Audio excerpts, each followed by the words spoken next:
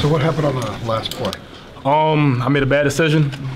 Should have called a timeout. There was a bunch of other things I could have done. I let my team down with that play. That was my fault. You were looking for a clear out? We couldn't really tell from our bench, but what were you looking for? I was looking. It doesn't even really matter what I was looking for. I made a mistake. I could have called a timeout. I could have got an early shot because we were down one. Could have had a chance to get the rebound. It's just made a bad decision. It's on me. Armando said he was supposed to set a flat screen there. Did you? It's not Armando's fault. They were in the zone. They kind of caught us off guard, and at that moment, we should have called. Well, I should have called a timeout. That's on me as the point guard. They went zone in the possession before too. The last two possessions you guys had.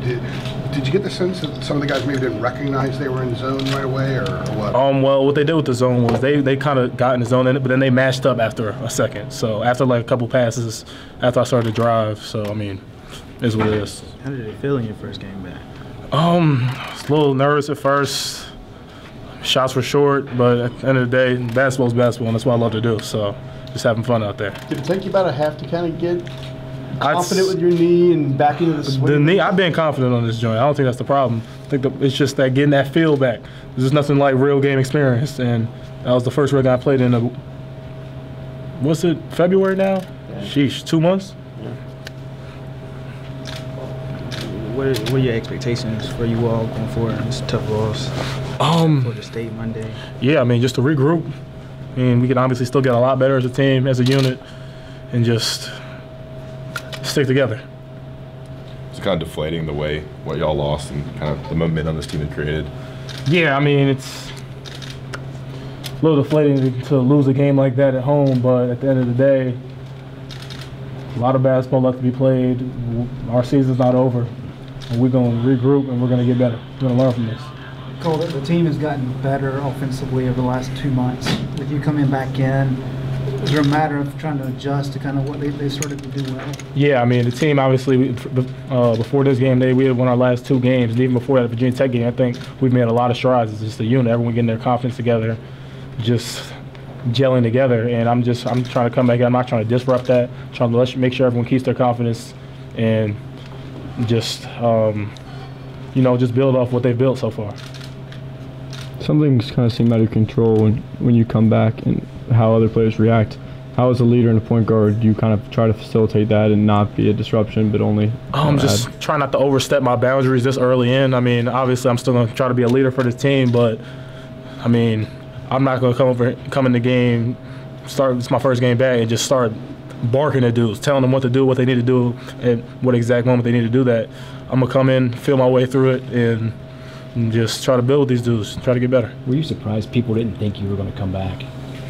I mean, this day and age, I mean, a lot of people in my situation probably wouldn't have come back, and I can't blame them for that. But at the end of the day, if you love basketball, you can come back and play. And I love the sport. It's my favorite thing to do in the world. You mentioned your knee's been good for a minute.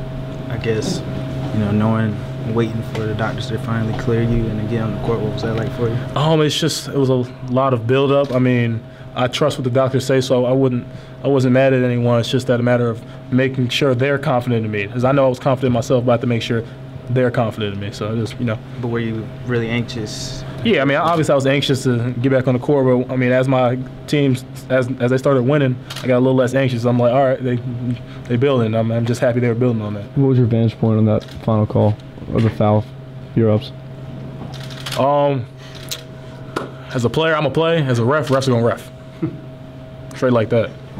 Cole, Roy has said that he typically doesn't put injured players beside the coaches on the bench or out. He did that with you, saying that he wanted you to be able to kind of learn some things. What do you feel like you learned over the last 2 months watching the team? Just as I'm sitting there trying to put myself in game situations, like there's a lot of learning. I mean, I missed 11 games, and I got to sit and watch there for 9 of those. I missed 2 out in Vegas because I was obviously getting my surgery, but just sitting there and just really learning what everyone was comfortable doing, how everyone was building their confidence, and how I could insert myself into these game situations. And I feel I did a solid job with that today. But obviously, there's a lot of room for improvement. How hard was it to sit there? What's the sense of urgency like now that you're back, and obviously you come here to play in the NCAA tournament and make deep runs, but it seems like that window is getting the margin of error is very thin right now, it seems like, for that. I mean, we're just going to try to get better, and we're going to try to win every game we can, but we're going to take it one game at a time.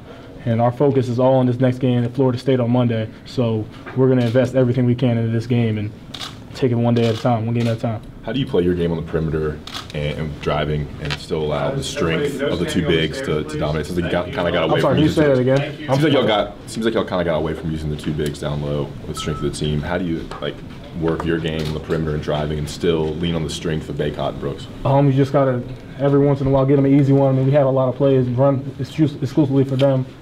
And, I mean, Garrison's been killing. Mono's been doing well. I'm not here to take it away. I'm here to build on for what they can do and give them another option, make it a little easier for them.